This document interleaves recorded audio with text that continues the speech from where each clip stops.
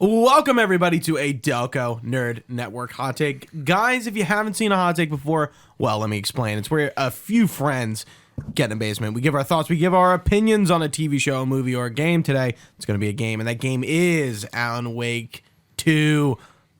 I am your host, Anthony Ragucci, the champion of light, and with me, as always, the herald of darkness, Chris Trio. Gooch, I'm trying. I don't remember the dance. I wish I could. It's a pretty good dance. I gotta say. I want to learn the dance. The Dance of Darkness. The Heralds of Darkness song. I've listened to it a lot. Is it Champion of Light or what's the name of the song? Heralds of Darkness. Heralds of Darkness. It's really good. I gotta say, it's good stuff. It's very catchy. Alan Wake 2 is good. Absolutely, it's more than good. I mean, tell me about it, Gooch. What'd you think? Man, oh man, Sam Lake, you did it. You fucking did it, you motherfucker. I knew you could. Alan Wake 2 is one of the best games of the year, hands down. Honestly, I think my personal game of the year. I really like Baldur's Gate 3. They're like two really different games. Absolutely. And I think Baldur's Gate is going to take the game of the year home. But like Alan I could Wake, see this being like a dark horse contender, genuinely. Oh, that would be wild. Like everyone's thinking it's Baldur's Gate, and they're like Alan Wake 2. And Sam Lake's like crying. Yeah. Sorry. Yeah.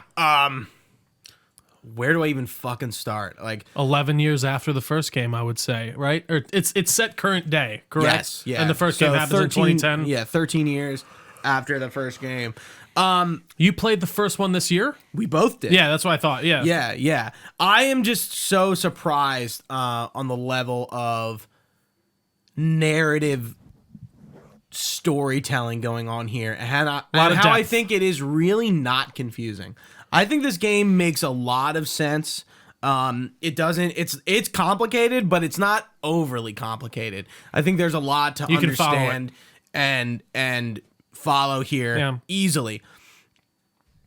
Required playing for Alan Wake 2. I think you really need to play Alan Wake 1. You need to play Alan Wake 1. Like, there's too many side characters like Nightingale and Tom Zane and like Rose from the diner that come back. I'm like, you need that context. It's very important, I think. And the second up on that list would be Control. I think to understand the fact of how they explain Alan Wake in the context of what an altered world event is, and sort of how they're explaining the paranatural, the paranormal that's going on here, and it is in fact happening. Like, it's real, and they're studying it. Like, play Control, and if you're feeling real saucy, you probably just need to play Quantum Break and Max Payne as well, because they also fall into this game as well. But Trio, are you as high on Alan Wake 2 as I am? I thoroughly enjoyed it. I don't know if I'm as high. I'm breaching on it. I think I really enjoyed it. I don't think you do need to play those games at all. I think this game does a really good job of actually kind of filling you in on what's happening and what has been happening in a way that is comprehensive and enough to get the point across, but not like dive you too deep into it. But I don't know. I think a lot of that also comes from, the manuscript pages and just some kind of superfluous information you can find and how much time you want to put into this game. But like, I thoroughly enjoyed it. It's first and foremost a horror game, which I really appreciated. It's nice to set back into this game after 13 years, which is one of the longer gaps for a sequel that I can think of in recent memory. And it really helps the game in the way of it just elevates it to another degree. I mean, it's 13 years worth of technology advancement, so like it looks amazing. Yeah, there's a lot. One of the best looking games. I had a fuck ton of technical issues, but not as much as me. Other than that, I had less than you. Yeah, I kept running into stuff, which was super annoying. Like, there was weird color shifting going on. Like, I'd enter different areas of the map, and like the color grading would change. Like, it would go from really dark to like vibrant and more like warm. The audio thing kept happening. Where that only happened to me in like the second cut. So like it would just start. First cut. It was mostly the words being out of sync with the mouth.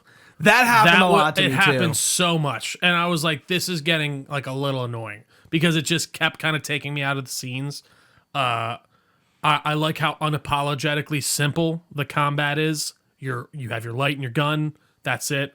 I know you were talking about how that was maybe your weaker element in the. I think it is just kind of objectively. I think it's just the worst part of straightforward. the game, but I think the combat is there to service the narrative, not necessarily be the main course of the game. I think the moment-to-moment gameplay is fun and Yeah. very off-putting because Yeah. you're like walking by all these shades and you're like, is that one gonna attack me? Yeah, and they're especially like when you're whispering as and stuff. Alan, yeah. It definitely doesn't feel like maybe as tight as a Resident Evil, but I think it gets close enough to where I enjoyed it a lot, and I found the enemy variety to be like pretty well worthy of my time. And there were some really creepy ones, especially the one that was like the two double people. person. Oh, Yeah, Jesus Christ! Yeah, very I did not weird. like it, and even the boss fights in general were super creepy. And I mean that's one thing that like from Alan Wake 1 to Alan Wake 2, the horror angle is just amped the fuck up. It's a horror story. This game is this is a horror story, man. Like he says in that Through first and through, trailer and yeah. in the beginning of the game.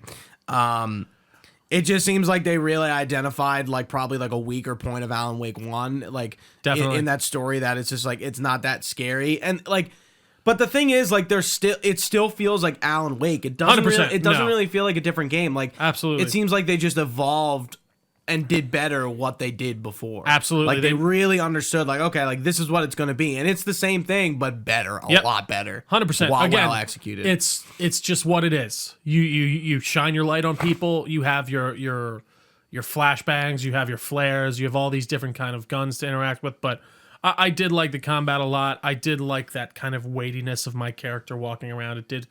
You felt the Resident Evil inspiration throughout this game and other horror games in general. But I really appreciated that, even with your inventory management and all that stuff, before we even get into like the story itself here. But I was like, it's probably just get gameplay out no, of the way. that's what I'm saying. That's what I'm kind of working through. Like, I think even the moment-to-moments, like solving of cases and getting clues. By the that. end, I found it got a little bit tedious with putting shit on the wall.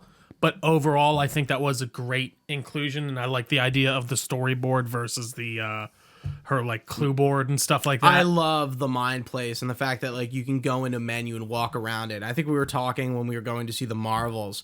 Like I don't think I've ever seen a menu like that except for like Fable 3. Fable's the only one I can think of. yeah, I and feel like there's definitely another one since then, but nothing's springing to mind. Yeah, and I was just like, this is really cool, and I really like this, and how you can like like her mind place is from the hotel where they're like It's her current field office is how she explains it. For like that's how how she right, frames it. right, yeah, and like there's things you can interact with her daughter, and that involve Bright Falls and stuff like that, and it just feels like really impactful. Sure. The way the environment and the area is designed, like I agree. feel like it just feels really cool, and I feel like all of the environments are like that. I agree. The dark place, Bright Falls, watery, Especially they're the dark so place. detailed, and drive home this weird sort of like not backwater town, but like in the middle of nowhere, like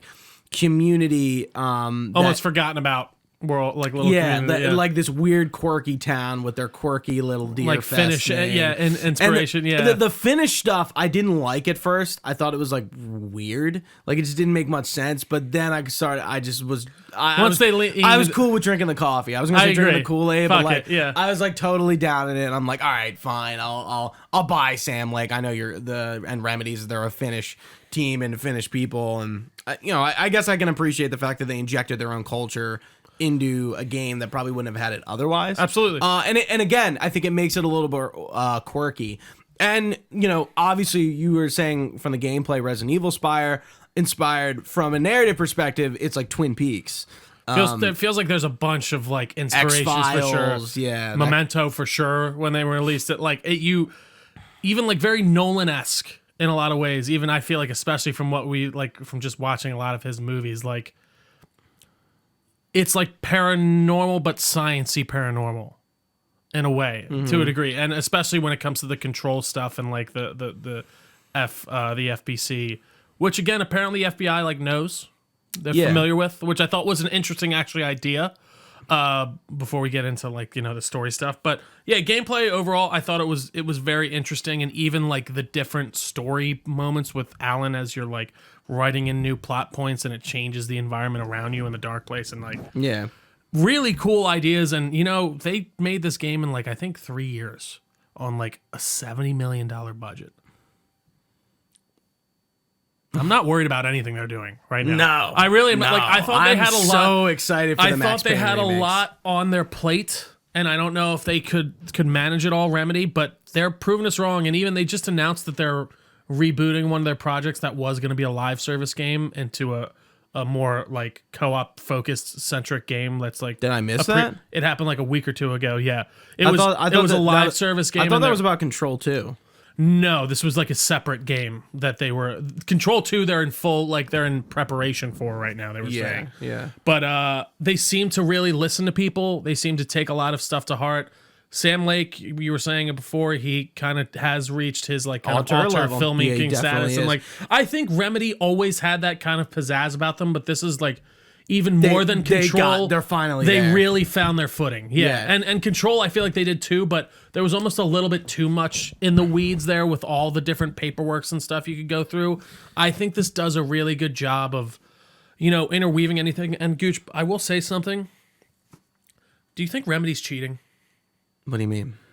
With their real life stuff? Yeah, with their no cutscenes. No, so like why do you think they do that instead of just making like rendered cutscenes? I think because I think Sam Lake, I think it's just his choice. I think it's his creative style. I think like he, I think people look back at Quantum Break and look at that TV show they did that paralleled with it and say it didn't work. And I think they're kind of right. I like the TV show component of Quantum Break, but it did feel weird. It didn't feel like it belonged. But when with Alan Wake 2 and they're doing, we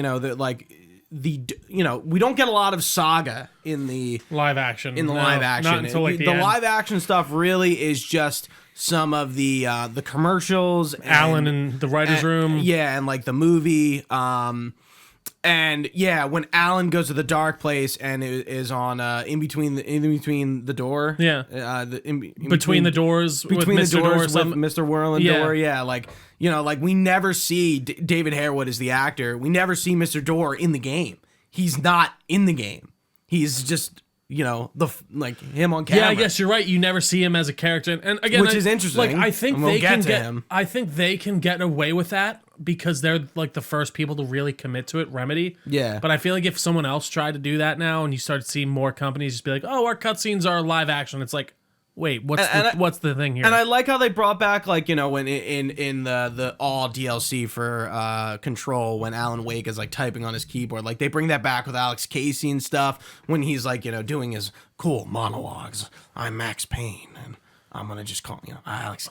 You understand Casey. that like that's a Max Alex Payne. Casey is just supposed to be Max Payne. Just a different. It's Sam Lake with Max Payne voice acting. Yeah. But I mean, just I like think how the first game was. For copyright reasons, he's not.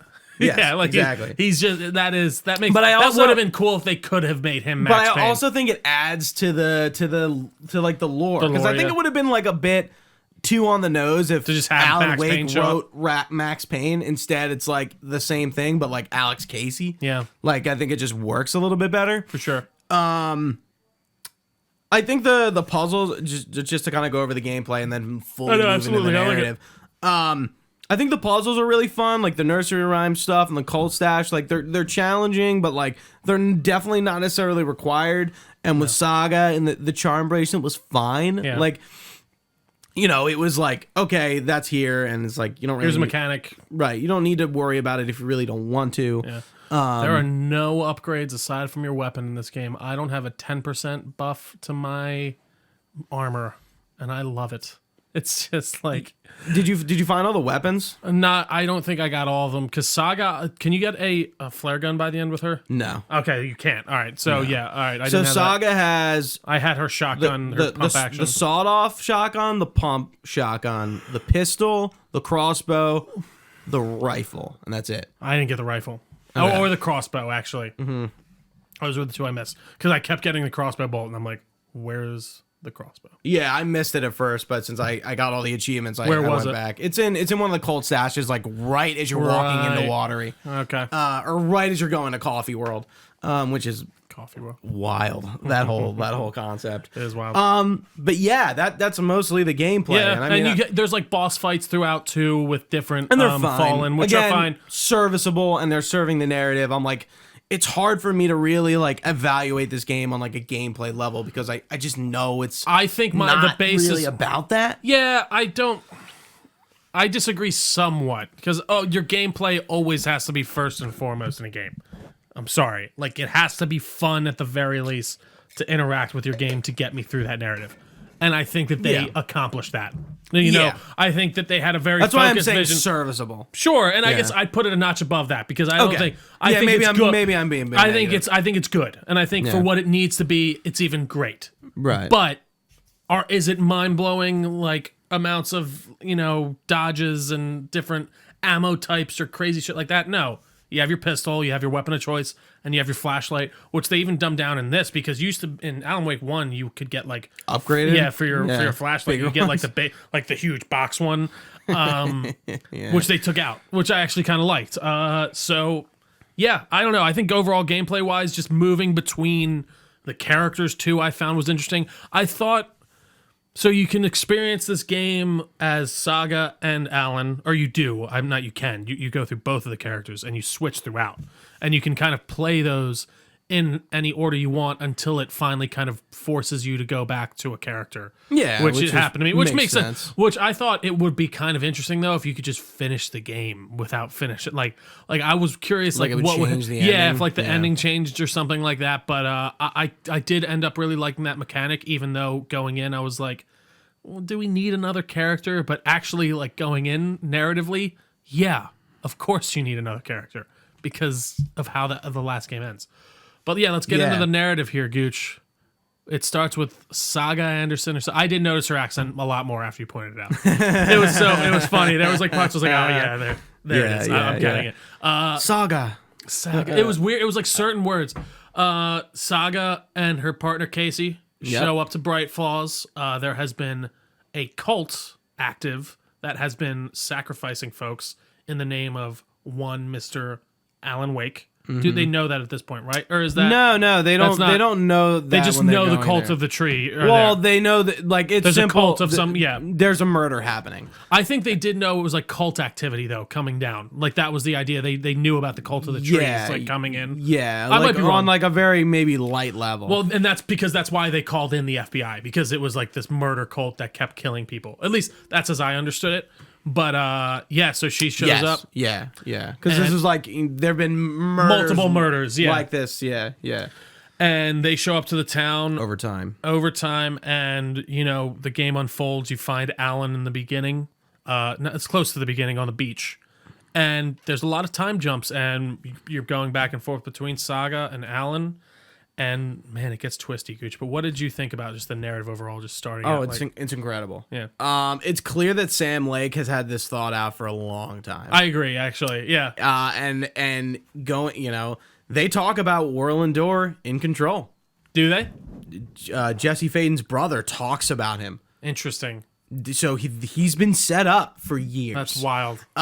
In Quantum Break, for those who don't know, I feel like we're going to be jumping around all over the place here, but Lance Reddick was supposed to play Door, and it's because he's Martin Hatch, Whirlin, Martin, W's, M. So why didn't he, though? He's dead.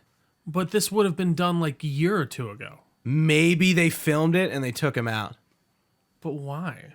Oh, just like so I get it. Would Before the game came, that makes sense to me. He did it, and they were like, "Well, we can't have him back."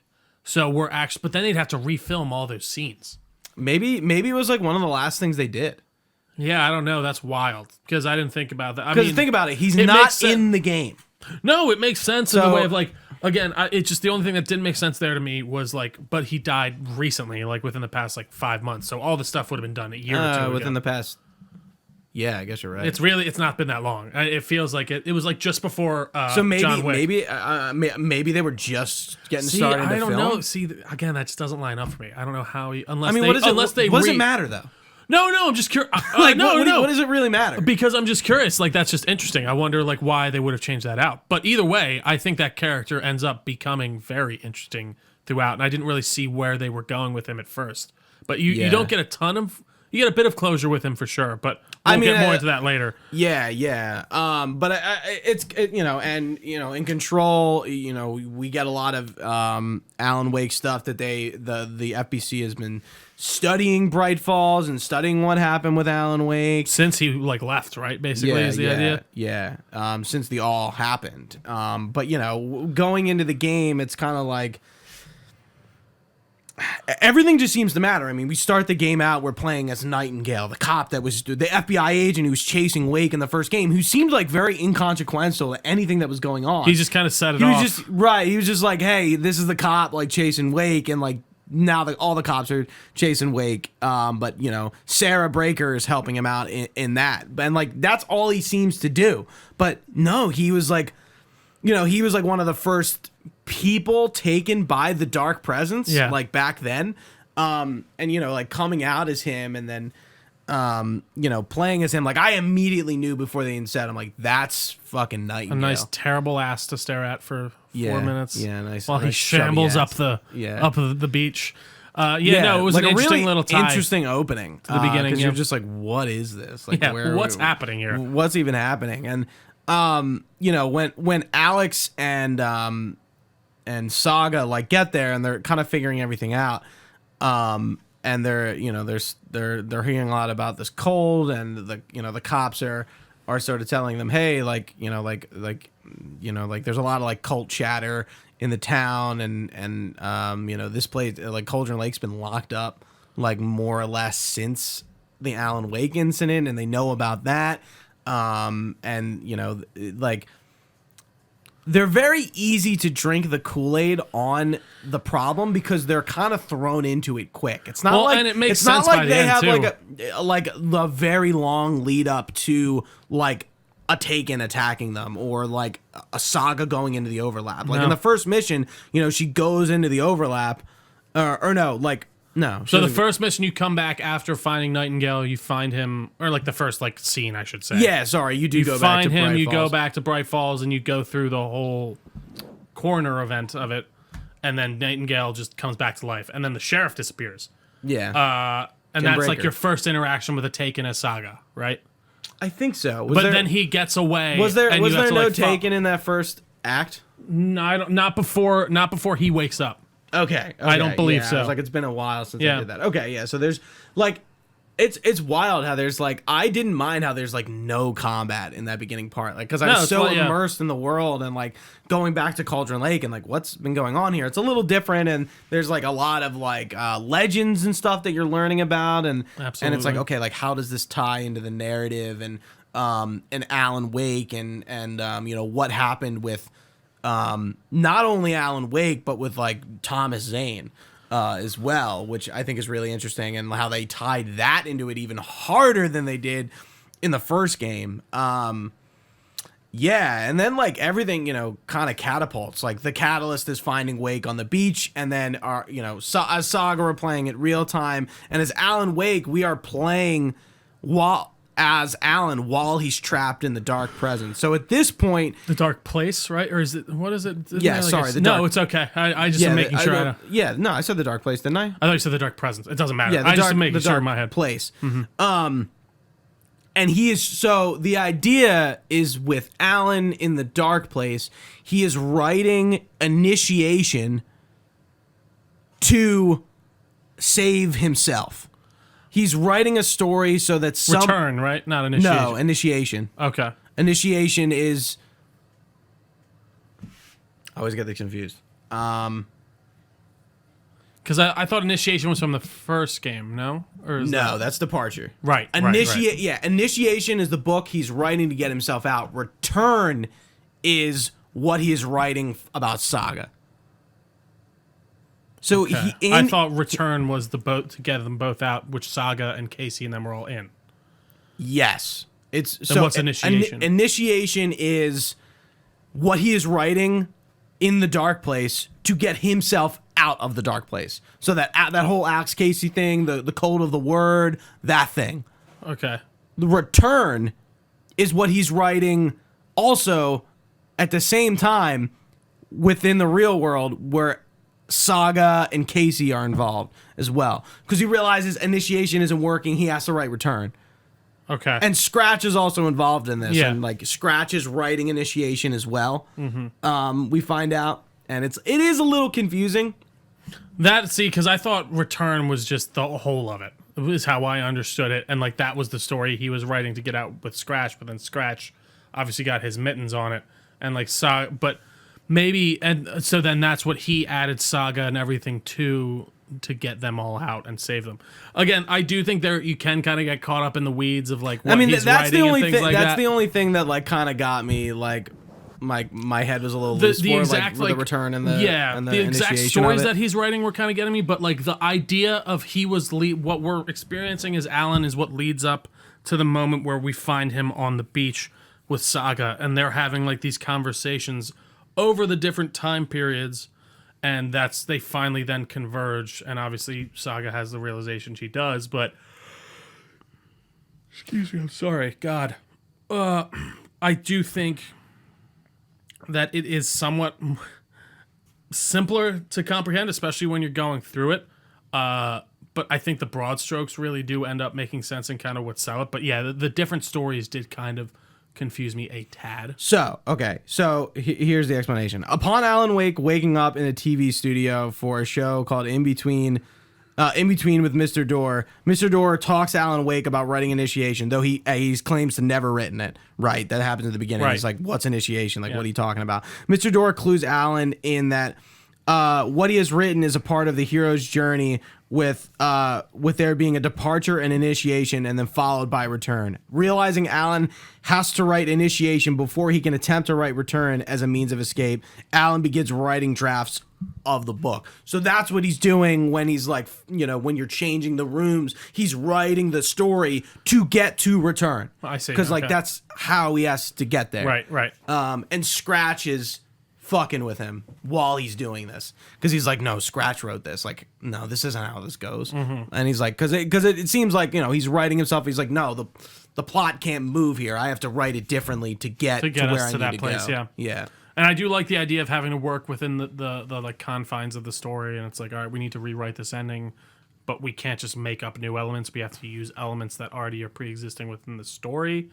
And then that story is then leaking out into the real world, which is then taking over reality, which comes in the form of Saga and her daughter Logan, who isn't dead, but then keeps being told she's dead by the story. Yeah, because and that's the clue that return is starting to take effect. Like, that is happening. And like, I do believe Logan's alive. Yeah. Yeah, like I do, and because they really are like kind of not second guessing you, but making within the middle, really think about like, is this actually happening? Like, what's going on? Yeah, is she just misremembering because that's how the story was written, and she's right, like, or is she lying, or is she compartmentalizing her trauma and dealing with it one way? Because it's and like she even has that moment of like, am I just having a psychotic break, like fucking shadow men and stuff? Like, there's no paranormal activity. Like, it is kind of interesting. Yeah, because in the moment she's like, no, Logan's alive. This isn't true, and then she's like, her reality is making her doubt herself. Question, yeah. Right, yeah. And then I do find that very interesting, because like the further you get into the game, the more return starts to cement.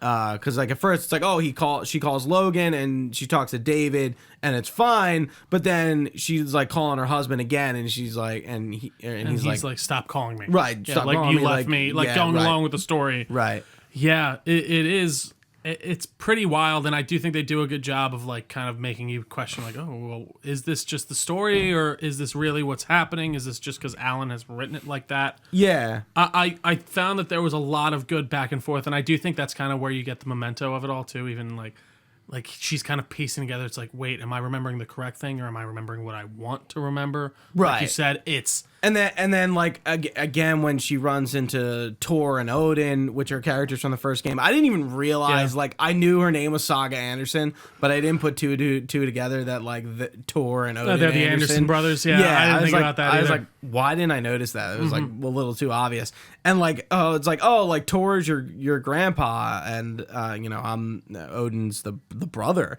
and and she's in like, well, I know nothing about my I'm like, this could be true. Yeah, she's like, my mom did say my grandpa wasn't a great guy and stuff like that. So again, there are elements there that she was drawn back because I think she has that connection to Bright Falls.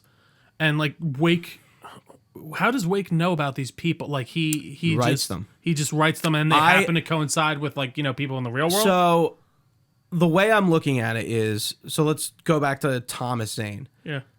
I think Thomas Zane writes Alan Wake into existence to save him.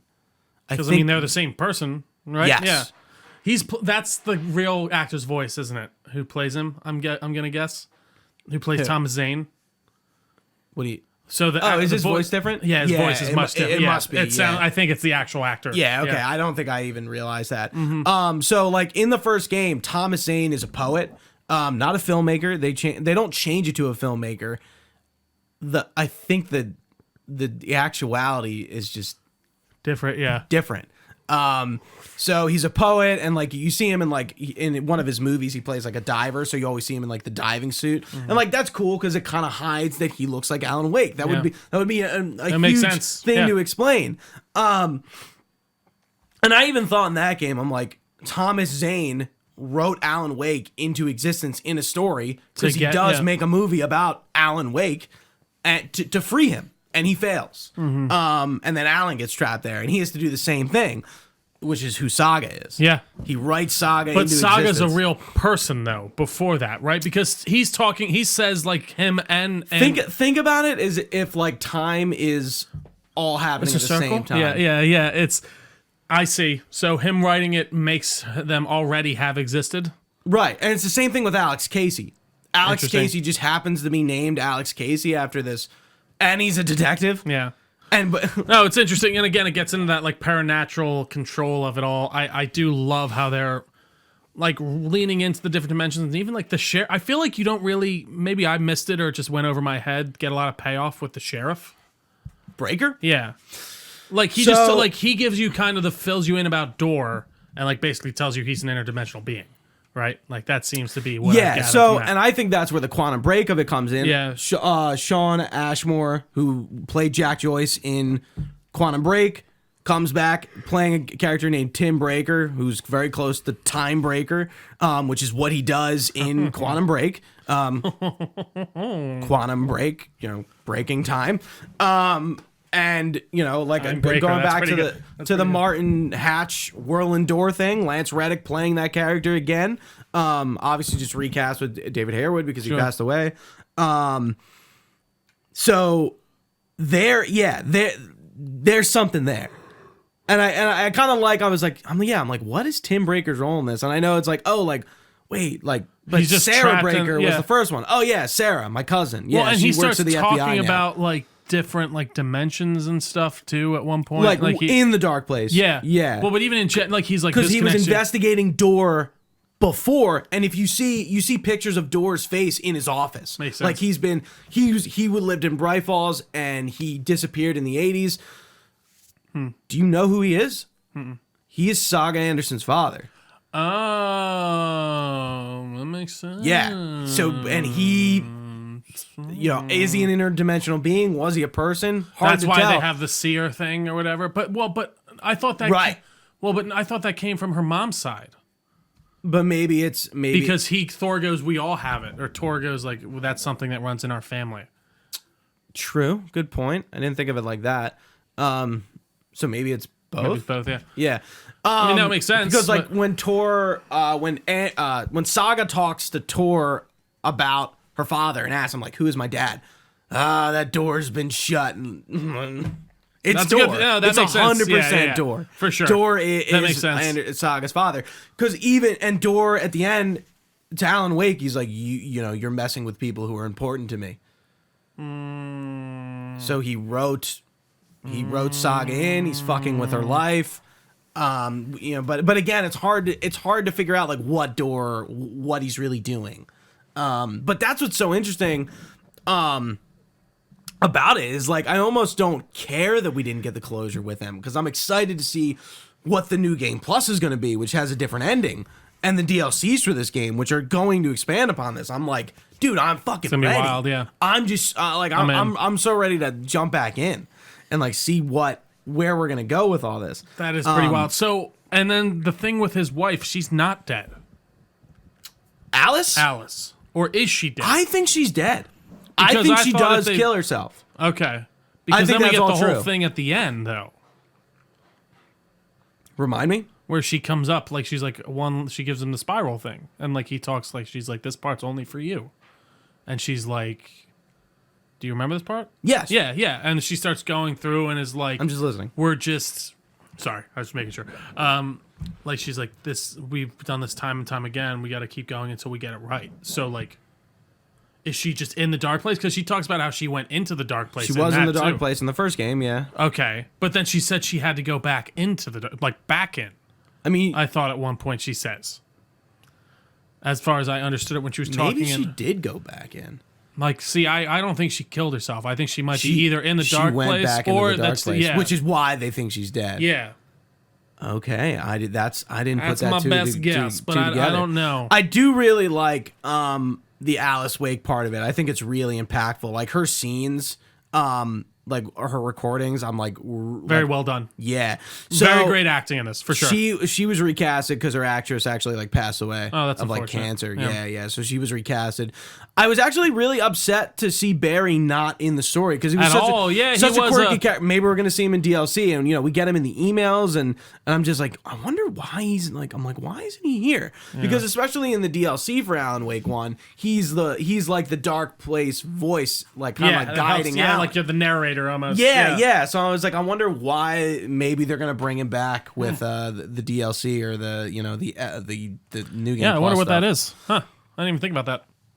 How did you like the Toradon and stuff? Because like the old guards of Asgard, obviously in the first game, but like they're just double downing on. I thought it was fun. I really liked the whole musical section with them. I thought that was actually really fun and well done. And again, I think they do use atmosphere incredibly well in this game, and it feels like especially when you're like the dark place and everything, it just feels disgusting. Like when you're walking through, like when you're at the musical part, and you're like walking through the sets, and like you see everyone dancing on the screens and stuff, and you're like listening to like the story of Alan Wake being told. I'm just like like who thought of this? Like I think Sam Lake revealed that he always wanted to do a musical in a game.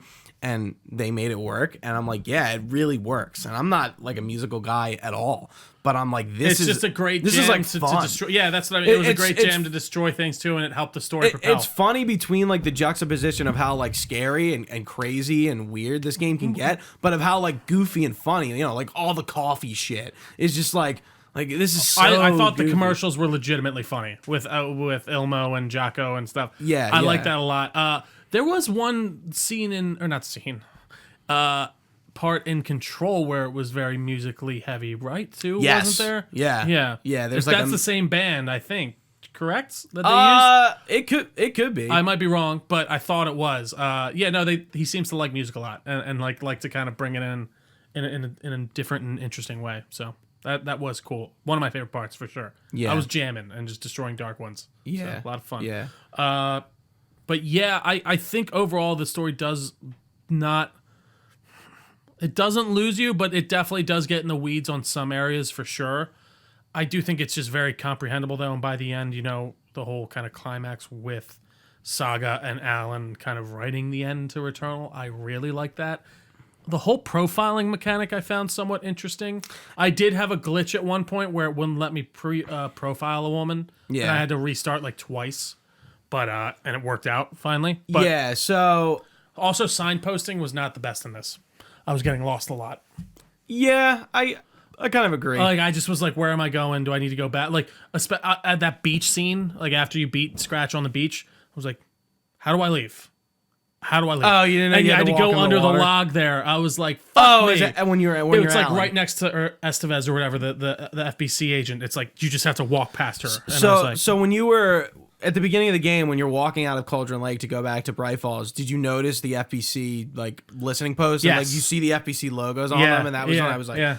you know, There it like, is. There it is. I'm like, you know, and I was like, I liked how in depth with control they got. Like when Estevez showed up, who was actually named in the all DLC as the agent who is stationed in Cauldron Lake. Which, Makes sense. I was like, dude, Again, great attention to detail. awesome. Yeah. Yeah. And you know, they come in, it's like, hey, you know, we're the Federal Bureau of Control. And I think her and Casey talk about them before, and Casey's like, yeah, they're a weird group. They need a new name.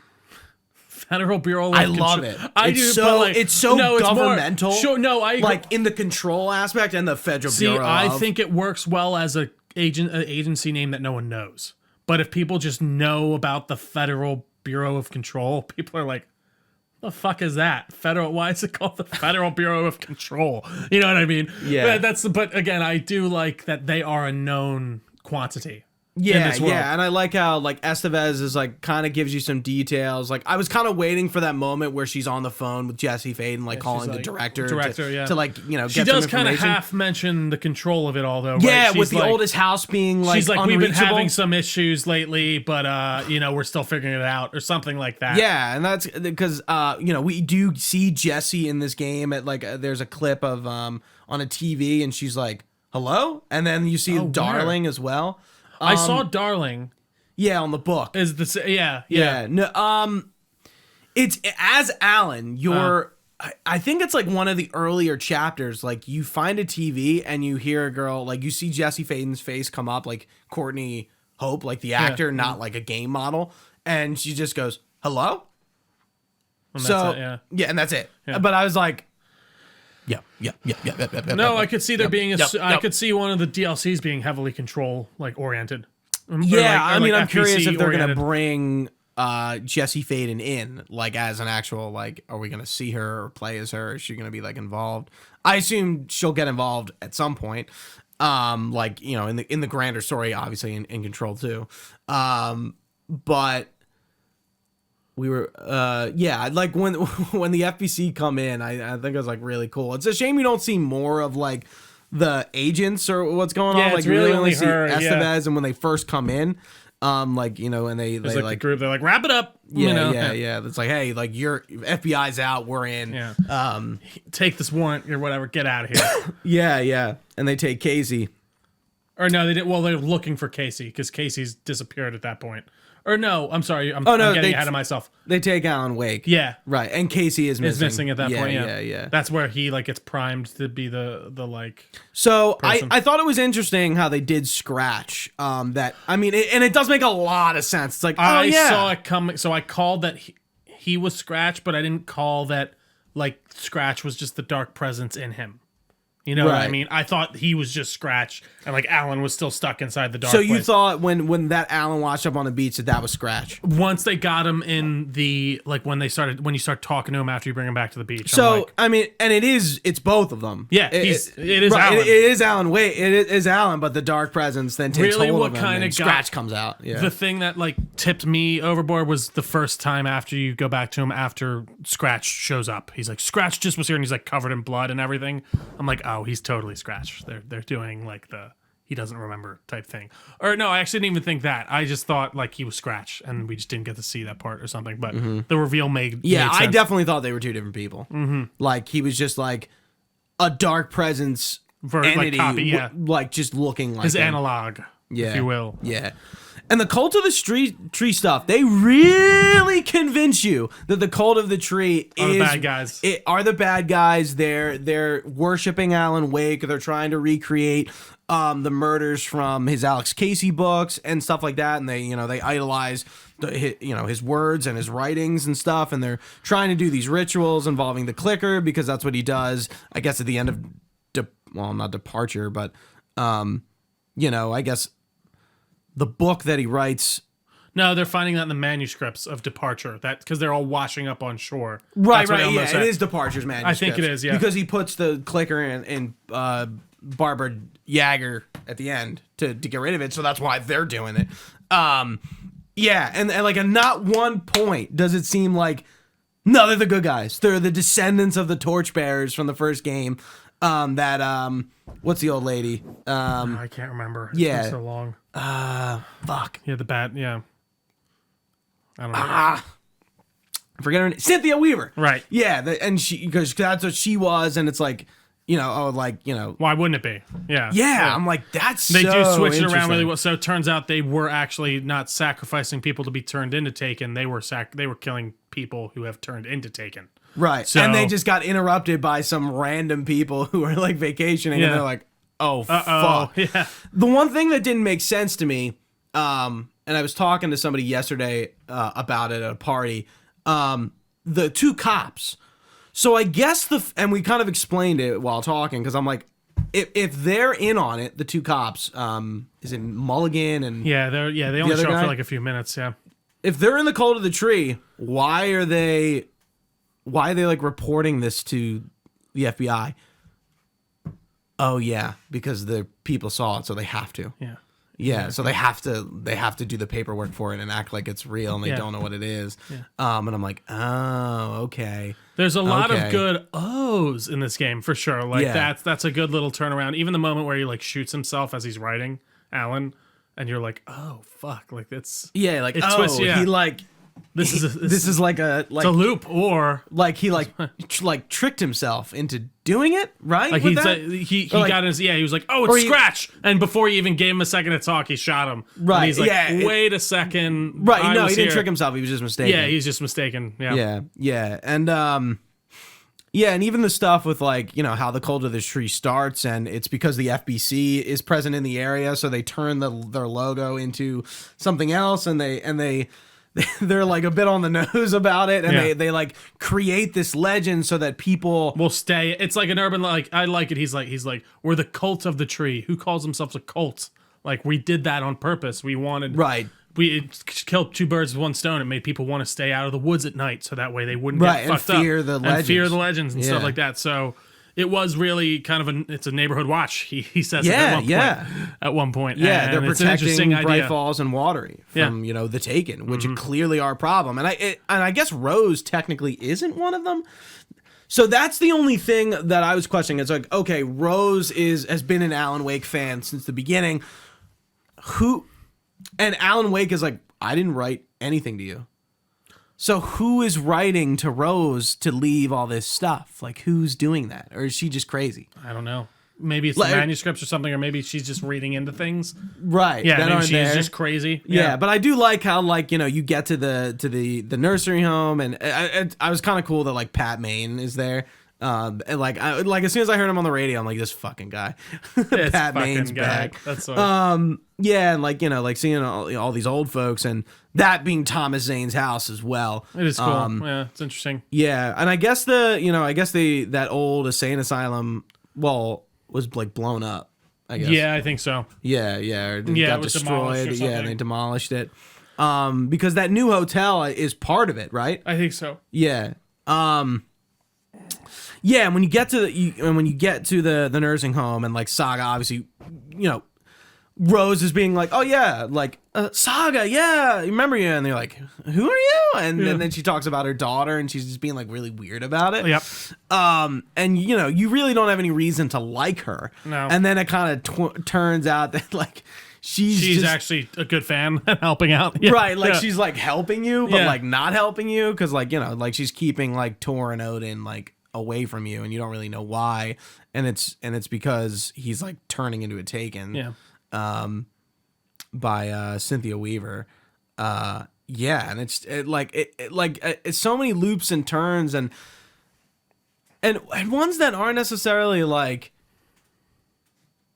upending. I mean, I guess some of them are, like the Rose one isn't, but and it was just like, yeah, like I don't know, like okay, like oh, and like now we're cool, but like Rose still thinks like believes that like you lived here, and like same with like Yako and Ilmo, and it's just like Well, they keep calling him Tom, right? Too, and so, well, at least Ilmo or not Ilmo. Adi. Yeah. Yeah, because so Adi is another thing. It's like he's a clearly weird an interdimensional like entity, weird thing of some kind. Yeah. but like what? Yeah, like, and I guess he knew Tom Zane first, so that's why he calls him Tom. Mm-hmm. Tom, come on, Tom.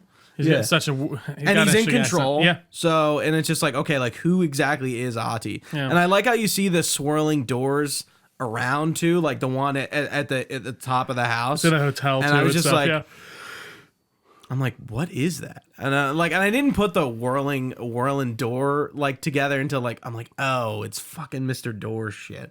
I was like, why? I didn't even think about that either. That's so his good. Doors. Yeah. And then at the end, it's not a loop; it's a spiral because it's doors whirl. Yeah. I'm like, it all kind of plays. This really, you've seen the Adjustment Bureau, right? No, never seen that with Matt Damon. No, it definitely I feel like that's definitely kind of, at least partially, where they got some inspiration for Control and everything like that. What is that? The Adjustment Bureau is about the Adjustment Bureau, and it follows Matt Damon when he kind of basically finds out that there is a organization of people that are paranatural, supernatural of some kind, that basically makes sure life unfolds on a certain path and everyone follows their destiny. And like Emily Blunt's in it, and he like meets her, and he's not supposed to meet her. And one of their agents ends up fucking up, and he like, by some turn of events, he discovers that they are a thing when he shouldn't, and they just level with him and go like, listen, you weren't supposed to see us, but also you weren't supposed to be with that woman. We either can turn you into a vegetable, or we can let bygones be bygones, and you don't go after that girl. And it's about him kind of trying to circumvent destiny and like this organization of. This is like early O's. Maybe like early 2010s, maybe. Okay. Maybe late O's. Definitely a great movie, The Adjustment Bureau. I would highly recommend it. Yeah. I really just like that whole kind of aesthetic and idea. You know what else reminds me of that? Like I feel like definitely kind of took inspiration maybe from this, if not the other way around, was even like Loki, like that kind of style of like that out of time organization. That's like kind of controlling things. I love that aspect a lot. Yeah, and I like how Control sort of explains this all, because that's what I thought was cool in Control playing. It's like, oh, like what happened in Alan Wake 1 was an AWE, an altered world event, and like they're studying it, and like they've been studying it for fucking years. Yep. And they're making sense of it and explaining it of like how this is real, and like it actually happened, and whatever is going on there is real. There's some entity there in Cauldron Lake, and Alan Wake really has the details of it, but at least the FBC is kind of like, okay, like this is what it is. Like they explain like both sides of it really well. Like they do. I have no questions about like the dark place or the dark presence, or like is it real, is it not?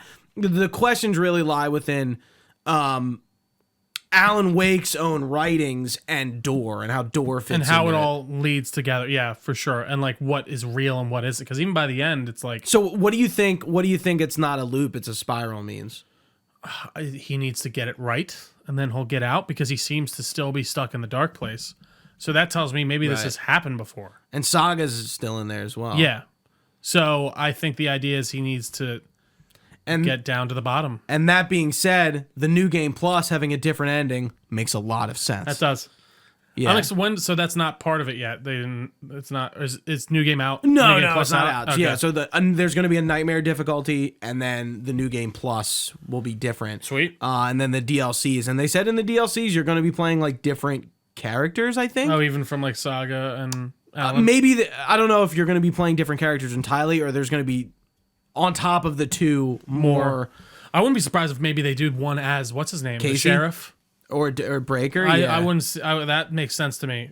Even more than Casey, like because like it really felt like they left. Yeah, for sure. But I felt she's like in the real world. Definitely. Yeah, I just feel like Tim. They like really leave him dangling. Yeah. Compared to everyone else. And it's so funny to cast Sean Ashmore in that, but like I get the kid, like the continuity, but like you're right. I feel like he's the exploration. He's very sidelined. Yeah, like for sure. but I kept reading. You keep running into him throughout the dark place. Did you read his board? Yeah, a little he bit. mentions Jesse in that too. He Oh, he mentions does? a red-haired woman. Like, Oh, wow. he's like, yeah, like I don't know if he sees her. I forget like what the context is, but he's like on the board is like red-haired woman ? It's like it's Jesse. I do remember that. Yeah, Yeah, actually. yeah, with his fucking face. Like, yeah, it's. I'm like, this is so interesting. A lot of interconnectivity. So interesting. I'm trying to think of like what did you end up firing Mayor Setter? Did I fire him? Find him. Oh no, I don't think so. It's a dog.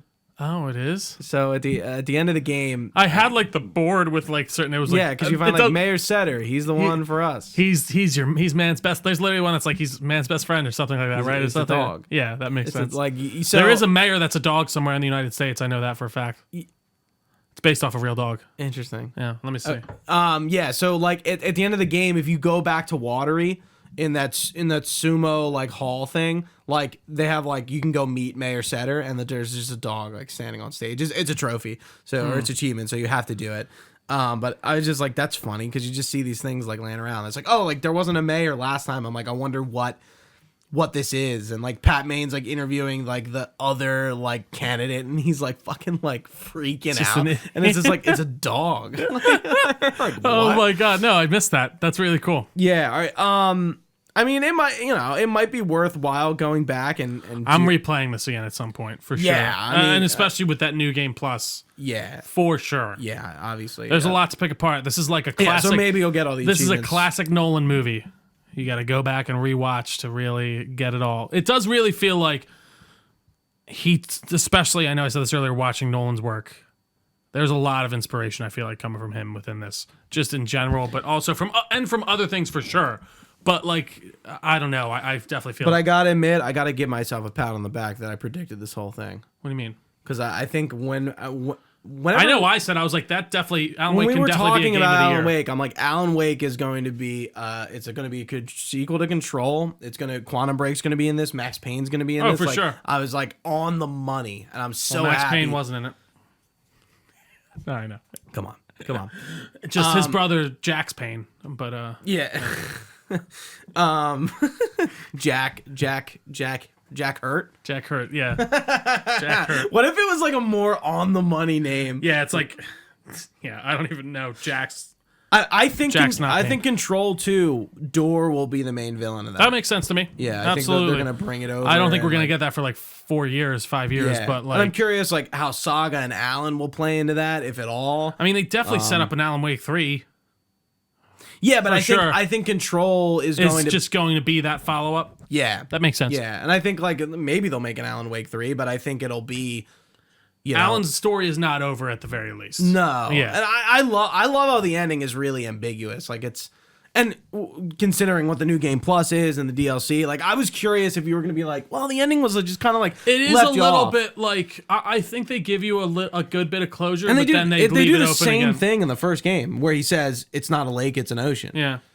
No, I liked it. Which is like like what does that mean? It's like, okay, like it's for me it's like, a lake is small, an ocean is bigger. This is bigger than a You lake. can't even see. It's so deep compared to like, yeah. I mean, Right. it's not, And it's not a loop, it's a spiral. It's like, yeah, we're not doing the same thing and getting the same point. we're and just doing maybe it some again. of the same things, but Right. We're doing the same things, but we are working towards we're making with slight changes. an endpoint. Yeah, exactly.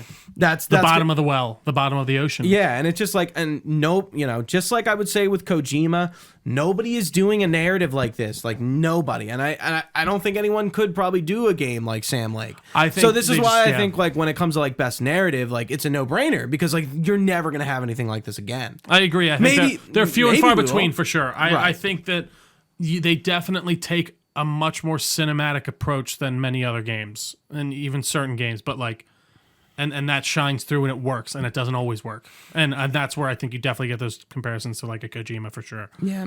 But super cinematically prevalent. Like you can see those cinematic inspirations for sure. I fucking love. I don't know. I just loved everything about this. I thoroughly game. enjoy this game too, my I friend. like, and I know I had some critiques on like Saga's accent, but I really just like her as a character. I do too, yeah. Yeah, like very different kind of protagonist. Like like especially it's like like, oh, like we're having two protagonists. That's always like That's what I said skeptical. earlier. Yeah. Like it's just like you don't really think. I was definitely like that before. Yeah, I was too. It's like who's this like cop that But we're again, playing? Like, I think where's Alan Wake? once you play it, there's no way they couldn't have had a second protagonist. Yeah. So And it I think makes total it sense. makes the experience better. I agree. I completely agree. Yeah, I mean, like everything in this game is fantastic, and it's so small and contained. Like it's really not like it's a complex story. It's a straightforward. but like yeah. there's not like 17 million different. Completely agree. Yeah. I don't know. Like I do think it comes together in a very cohesive way at the end. There's a lot of plot threads that are managed well and threaded correctly. Mm-hmm. But anything else, Gooch? I'm trying to think. This game is quite interesting to talk about. There's a lot going on and a lot to say and a lot to think about. But It's a big ocean of ideas.